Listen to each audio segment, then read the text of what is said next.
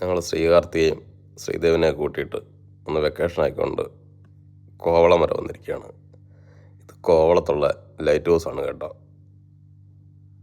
ഈ light house ഇങ്ങനെ പകൽ വന്ന് കണ്ടിട്ടുള്ളൂ, വൈകിട്ട് വന്നിങ്ങനെ ലൈറ്റ് അടിക്കുന്നത് കാണുന്നത് ആദ്യമായിട്ടാണ്.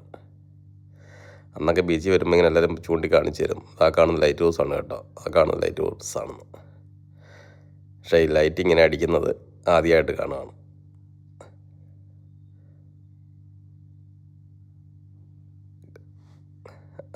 രാത്രി ആയതുകൊണ്ട്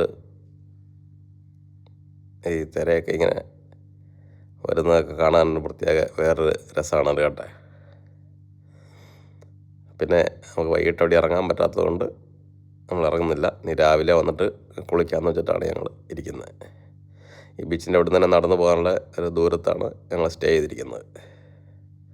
എന്തായാലും ഹാപ്പിയായി ഞങ്ങൾ.